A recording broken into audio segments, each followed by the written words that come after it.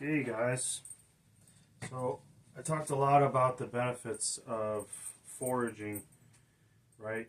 Um, Providing our dogs with an exercise that fulfills a very integral natural instinct, natural drive in dogs, foraging. I want to show you one of my favorite, incredibly easy foraging exercises that I like to do. So, 3 bowls, all the same weighted metal bowls, treats under one of them. He doesn't know which, but I want to watch him do what he's doing right there, analyze all 3, and alert somehow to the one with the treats. Once he does that, we click, remove the bowl, we pay him, start the exercise over. Very simple. Kind of just consider it an introduction to nose work. It really isn't even exactly nose work, but it's a foundation that he needs to develop that skill. Later on, you can make it more complicated, scatter these bowls throughout the house. You can, when it becomes true nose work, you end up pairing the treat with another scent. Like you can use a very potent herb like sage, fresh sage or something, and you'll put the treat and sage together, and then you'll slowly start phasing out the treat being right next to the scent, and what you'll end up doing, what you'll end up getting as a result is the dog will just look for that sage scent, for example, and once they find it, you will then click and you will pay them. And the rewards can vary, should vary. I have treats right now, so we're doing treats. It could be their kibble. It could be like raw food. Could be different types of treats. Could be whatever you want. But this is really going to help with their kind of calming down their reactivity, right? A reactive dog is a dog with a lot of energy and they don't know where to put it.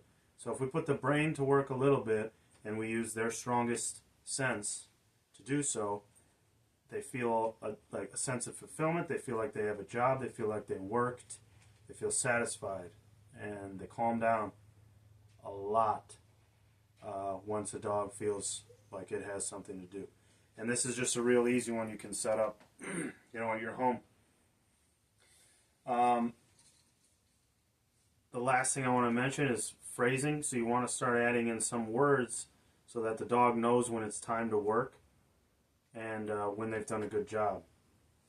So I'm gonna, good boy, he just laid down. Remember, always reward for calm behavior.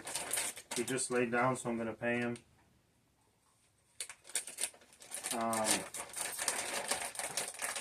But yeah, you want to start attaching words. Right now those words aren't going to mean anything, but as he gets better and better at the exercise, and the more you do it, the more he'll hear those words, and he'll, attach his excitement to that word because the exercise has been exciting. So I usually just use the word search, and then when they do locate the object, I say good find. That's just what I use. You can condition in your own. It'll take a couple weeks if you want to change them, but he can easily switch to it. Any dog can. So I'm going to close the little partition here so that he can't escape. Yes, the lead is on, but technically this is an off-leash exercise. So for me, when I'm training, until my dog is pretty trained at an exercise, I leave this lead on no matter what we're doing. Just for damage control, if he starts jumping or tries to go through the partition, or maybe he marks or something like that, which he hasn't done, but I would always rather you guys grab a lead than grab a collar or grab a dog. So yeah, I'm going to drop this, say my target word, and we're just going to sit and observe and be quiet for a little bit. Search.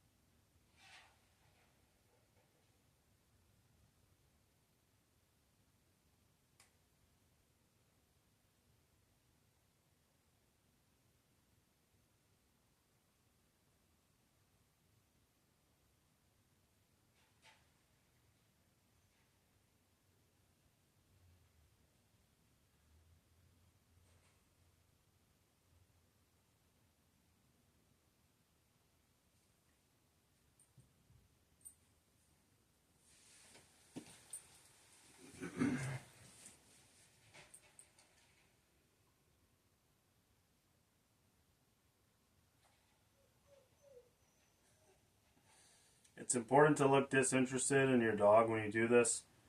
We've not done this before. He smelled one bowl, but not the one with the treats in it, which is actually the one right in front of him.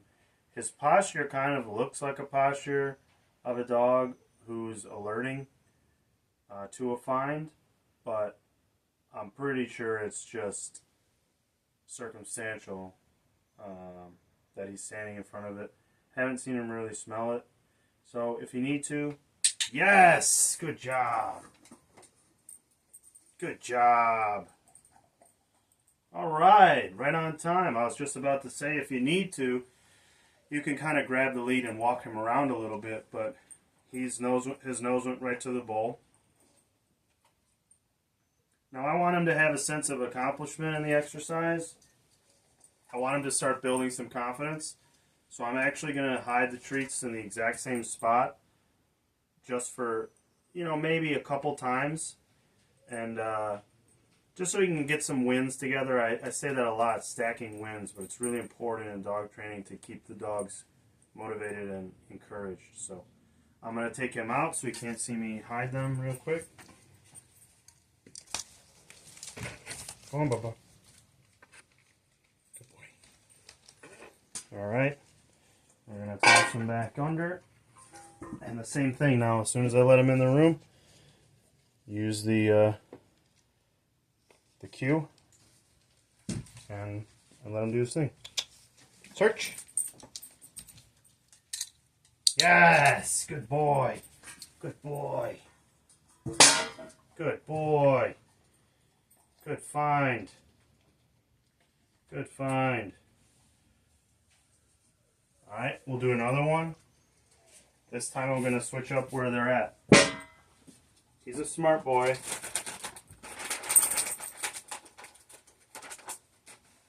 Yeah.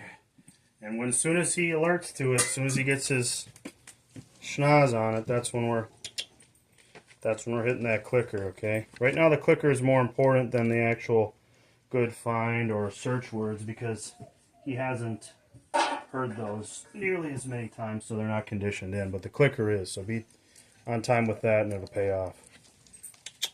Search.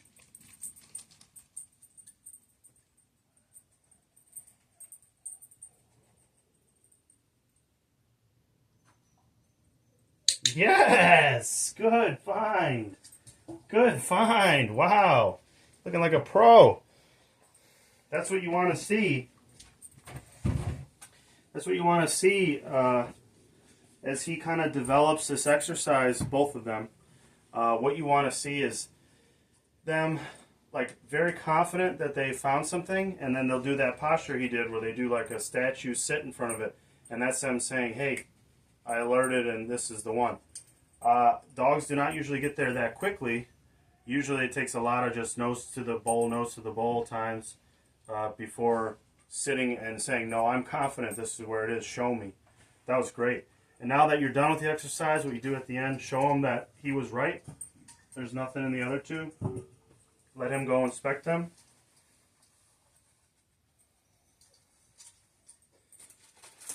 And then you can pay him a little bit at the end. Just as a good job. Yes. Good boy. All right. That was great. We're going to go do the same thing with Big Mama here. Very nice work.